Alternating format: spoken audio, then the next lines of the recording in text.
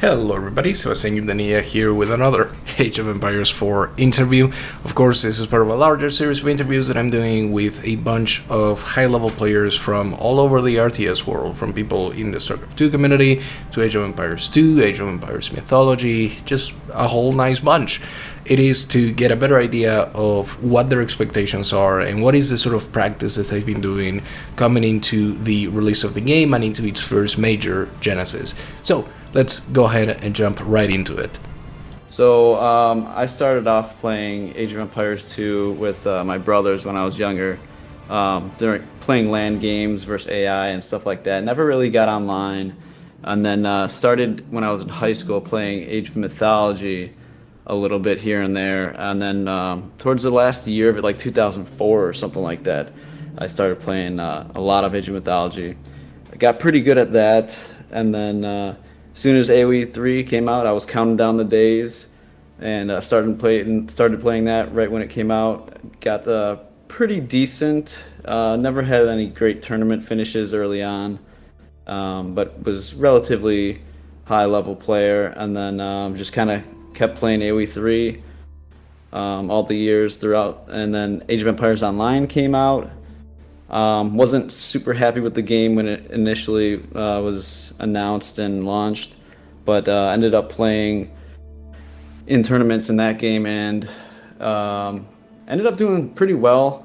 While it was still really active, I was playing top level for sure. I finished second place in 2 or 3 tournaments, usually losing to the Mista in the finals, and when that game started dying out, I left that, kind of stopped playing games for a little while, and then once ESOC, community.net came around for Age of Empires 3, and they started hosting tournaments again, then I got back into that scene and kind of been playing as much as I can in my free time ever since then. And you know, Age of Empires 3 is really, it's kind of funny to say, but like, you know, it's a big part of my life and the free time that I've put into it. So I've always enjoyed playing that and talking with the community and a lot of people that I know met people in real life, went to a buddy's wedding. So yeah, it's a special game for me, and it kind of a little bit bittersweet going to Age of Empires 4 now, leaving AoE 3. I actually wanted to ask you about that because from hearing the loudest people, which I would say is SoldieR, he seems really, really excited about the game. He has built a big community around it so far, and I want to know if the majority of the people in Age of Empires 3 have that sort of outlook that, hey, Age of Empires 4 is a new opportunity, it's a new game, it's super exciting, or if you think, and like this is okay to go by feel, you know, this is what you feel the community goes for. Yeah. Is it like bittersweet? What is the picture there? Yeah, so Age of Empires 3 is kind of like a niche community where it's pretty small. You know, there's a lot of passionate people. Most of the high-level players are really well known, and all the contributors are really well known. So it's like a tight-knit community. But the game is so unique in terms of like the mechanics, like the home city, the style of the civs, and it's just not that similar to AoE 2. So, and Age of Empires 4 is looking like it's going to be quite a bit more similar to Age of Empires 2. So I think, unfortunately, there's going to be a lot of AoE 3 players that don't move over just because it's such a different game style, and it's like Age of Empires 4 is much more like APM focused game, where Age of Empires 3 you kind of like cookie cut build orders, or like things, very defined strategies where, you know, you make 5 units, semi FF, you know, 5 cav semi. So it's a much different play style, and I think AoE 3 you can go in there and you don't always have to be super fast. You can be a little bit more relaxed, even at the higher level, as long as you have like a good strategy in mind. So much different play style, and I think unfortunately there's going to be a lot of people that don't make that move over. So I'm gonna miss that effect of having like all the guys I'm used to talking to in the community.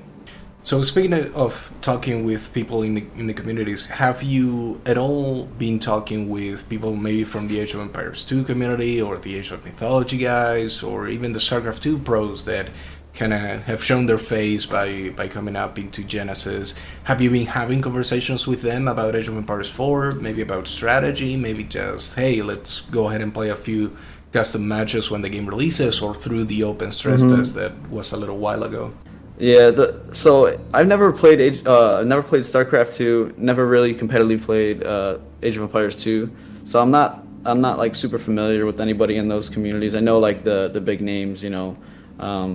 But Age of Empires Online, since it was a smaller community and smaller top base of players for the high level, you kind of knew everybody and tried to get games, kind of like how AoE 3 can be when there's not a lot of opportunities to find games.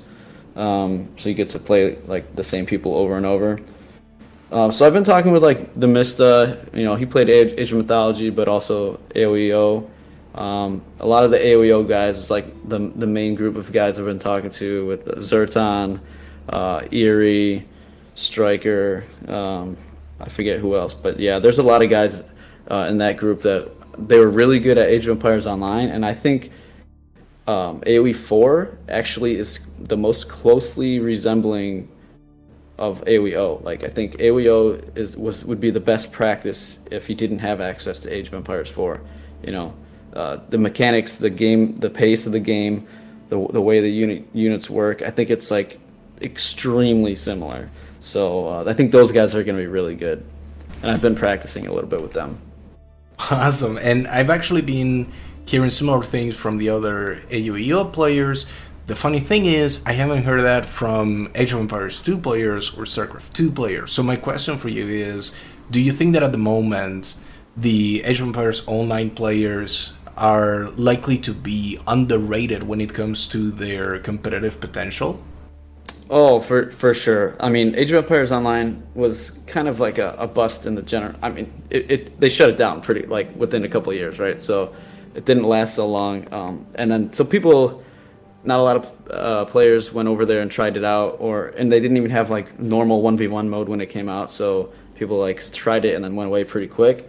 So by the time like the real competitive scene started, where everything was like level playing field, it was a little bit smaller player base. So, but the players on there are really good, and they've been playing Age of Empires Online. Like there's a Celeste project that some of the community like created and remade the game somehow. I don't even know how they did it, but so they've been playing like tournaments here and there.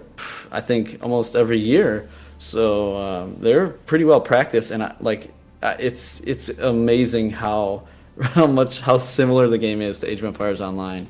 It's like, in my eyes, it's almost like Age of Empires Online gets another shot here with like a little, like what I would say is a little bit better graphics, a larger player base, and a better initial game on launch, even though there's still going to be some things missing in AoE 4. So I think those guys are really, really underrated. I think the four guys like Zerton, Eerie, Mista, and like Striker, I think those guys are going to be in the top, at least the top 32 in the tournament. Looking then into Age of Empires 4, I do want to ask you what your experience is with the pre-release versions of the game, like the betas, both closed and open, and things like that, because just knowing that somebody played them sometimes is not enough to get a clear idea of exactly what they did with their time. I've been talking with people who had access to things like the closed beta, but they only play like a couple of games, or in the case of Hera, he didn't even finish a game in the closed beta. So then you have people who played competitively a lot, right? They put hours upon hours upon hours into playing the game and analyzing everything they could. So I want to know, where in this spectrum do you fall? Oh, that's a good question. There's definitely, you're right. There's definitely like one side, like it's a scale, right? So there's some people like, just like you said, that hardly played, and then there's people like some of the guys in the stress test that played like over 100 games in like 4 days. I don't personally have the time for that. I work a full-time job, and I have like like 3 hours after work where I can try to fit in games or cook or work out or whatever I like feel like I need to do the most. So I've played a decent amount of games, um, nothing close to 100, but I've tried to mix in like I streamed a little bit, so trying to like interact with the community a little bit, but also get a little bit better competitively, learn some things. So observing is like really nice in the game. You can hop in any quick search game and watch it um, with a delay. But yeah, so I've tried to get some games in because a lot of times the most important thing is just getting time playing and moving units around, building stuff, getting used to the costs and whatever, how units move. And so I haven't played a ton. I'd say I'm probably on the lower end of games played for people that have had access. But I feel also that it's like I said, it's so similar to AoEO that I already have some experience. So I think that'll give myself and the other AoEO guys a little bit of an edge, at least initially. So speaking about that, observing and having the ability to watch other people play, I want to ask you, with that limited time that you're gonna have, what is the prioritization going to look like for you when the game releases? Are you going to be trying to get as many games in as possible? Are you going to try to mix things and like play a little bit whenever you have the chance, but try to watch a lot of games? How are you going to try to divvy up your time so that you have some sort of preparation in whatever capacity you can for Genesis? Yeah, so I think I'm gonna probably try to like initially get a bunch of games with the civs that I want to play. Like try to pick a civ or two that I want to focus on and get like try to make my own build orders and figure things out how I feel, what feels good to me. And then once I do that, I feel like it's always good to then look at how other people are doing it, because you can always pick up on some things that somebody else is doing, and then maybe you notice that what you're doing is different than they're doing and it's better. So you can kind of combine all these positive things you find between your gameplay and other people's gameplay. So but the first thing is you got to be like comfortable playing the game yourself and like knowing hotkeys, units, text that you need to get at certain times, just timings, things like that. So initially just getting games in, and then probably once I feel comfortable enough with how my own gameplay is, then just trying to pick up things from other players. One of the things that has become clear to me from talking with a lot of these pro players is that everybody is either in a group that is going to have their secret strategy and their own meta development, or they are confident enough in themselves to develop their own meta and develop their own strategies that they believe to be really strong. And I want to start out in a line of questioning by asking you, do you think, or like how prepared do you feel for those secret strategies or those metas that you are pretty much never going to encounter in the ladder, but that come tournament day, you get the wrong person, they're going to be pulling out something that you've never seen before? How do you prepare for that? That's a good question. I typically go quick search myself when in the stress test I was just doing that just to try to get games in, but it definitely does help practicing versus the same people and trying to people that are good and that you're not wasting time versus somebody random in quick search and just trying to iron out builds. But I think I have a good feel for like all the different units and their purposes and how to counter them. I don't think there's a ton of things that are hidden in terms of strategy. I've in the stress test I played versus this one guy that was he was doing typically like a couple nights early on and then doing a fast castle for mangonels. And when you don't know those like counters and stuff, and a unit seems really good, it can be you're right. Like if you're in a match and somebody's doing something you've never seen, then you don't know how to counter it, and then you're just kind of lost, and you're just not playing in like the flow of how you normally play. So I think that's something that kind of goes with just getting games in, whether you're playing against somebody or just quick search, and trying to utilize all the different units.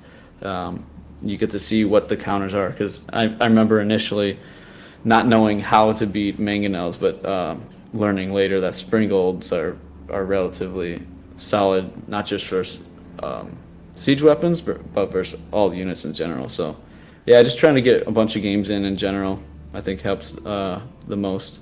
Nice. And into Genesis itself, obviously the target is going to be to win the tournament. That is what everybody wants to do. But of course, there can only be one winner. So if Yeah. you had to pick an acceptable position, like a top 16 or a top 8, what would be the result that would make you walk away happy from that first major? Because it is a new tournament, it is super early after the release of the game, there are a bunch of pros coming in. What is the Yeah. sort of thing that you're targeting as a, this is really good, I'm happy with this? Right, right. So I mean, it's kind of even hard to say for me right now because, like, there are some names that are coming in, and you're like, wow, like these are good players. They're gonna have a good chance, but it's not, the game's not out yet, so you don't even know like how many of those like similar people are gonna be. So like, who knows? Maybe I'm not even like top 500. Like the top 512 people make it. Who knows? Like, how many people, how good people are gonna be, but overall, like I hope that I could. I hope I can make the top 32. I'll be pretty happy with that. But yeah, I mean, it all depends on how many people come and how much time they're gonna put into it. Because there's some people like you said that they just spam games. Like that one guy in that the stress test, that he had like over 100 games in like a handful of days. And like, for me, I can't do that. I don't have the time for that. So it depends. Hopefully my experience in the stress test and Age of Empires Online experience and just RTS experience in general gives me a little bit of an edge over some of the newer players, the players that haven't played maybe like StarCraft players that haven't played Age of Empires at all. So yeah, I mean, I'm hoping top 32. What sort of civilizations are you looking to play when the game releases, or to like practice competitively, if you had to pick like a handful of them? Yeah, so I think all the civs are really interesting and really unique. Most of the uniqueness coming in like in terms of economy and how that functions, but there are some civs that have unique units earlier, like the English have the early men-at-arms. I think there's some civs that have the early knights, and I think those civs are, from playing in the stress test, knights seem really good. So I'm probably gonna focus on civs that get the early knights. And I was playing a lot of English, but I think I read the patch notes, and I think they nerfed the longbows quite a bit. So I mean, they were like kind of countering everything, kind of countering cav and everything, regardless what the opponent makes. So I'm sure that's gonna change. And yeah, I just gotta, like I was saying, just get some games in with different civs, see what people are playing. I think the easiest way to find out what's a strong civ is by playing against it and finding out, picking the right counter units. And if those counter units don't work out, then something about that other civ may be pretty strong. So just, yeah, again, just getting games in with picking a civ at first, getting games in with it, and seeing where to go from there. So in that top 32 that you see yourself placing, what kind of civilizations do you think will be part of it? Do you think that we're gonna see like an amazing miracle of every civilization is gonna be part of the top 32, or do you think there are gonna be clear favorites? And if so, which ones would you say are gonna be, of the 32 players, hey, guess what, 20 players are playing English or HIRE or something like that? What do you see there? Yeah. So I think there's gonna be maybe, like, there's 8 civs, right? So I think there's gonna be probably 3 civs that dominate like the number of players using them, and I think with the amount of players that are gonna be playing the game on release, I think it'll be pretty quick where like people figure things out, because like, it's a hard game to balance with all the different civs, all the different mechanics, the eco.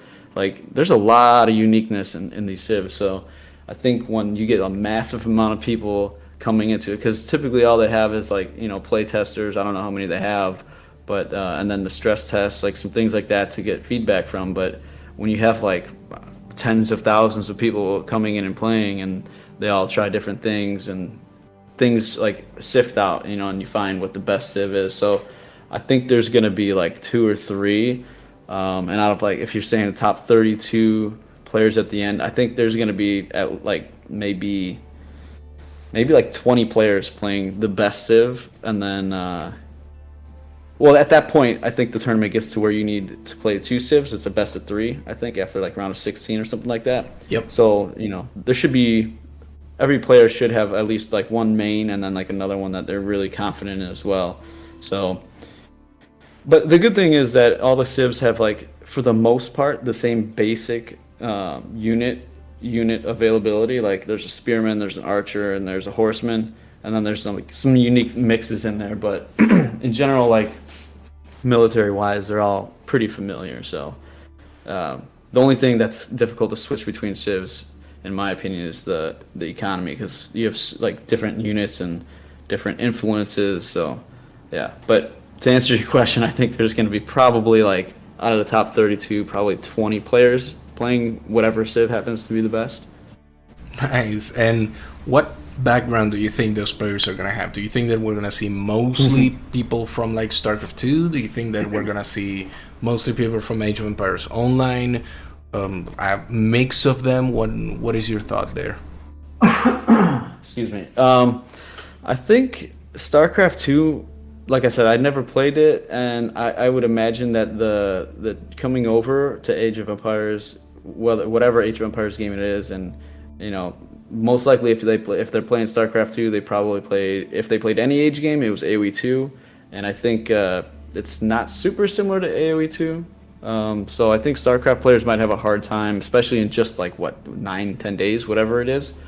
So I would expect, I really think Age of Empires Online players are going to be up there, but there's not that many of them. So like the few that are good, I think they'll be there. But then just in terms of numbers, I think Age of Empires 2 is going to probably dominate that.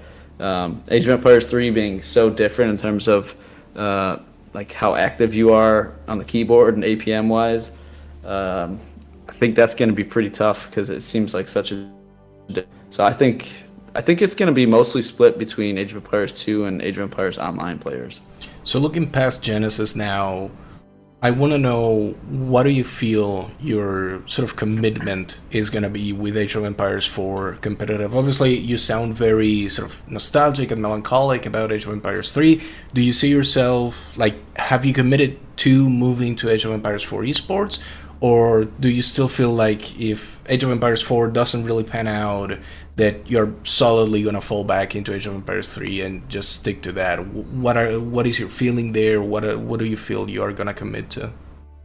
So there, like, I have a lot of hope for Age of Empires 4. Like, this is a huge opportunity for the franchise to really, like, take RTS and just kind of take control and be the main audience for RTS players.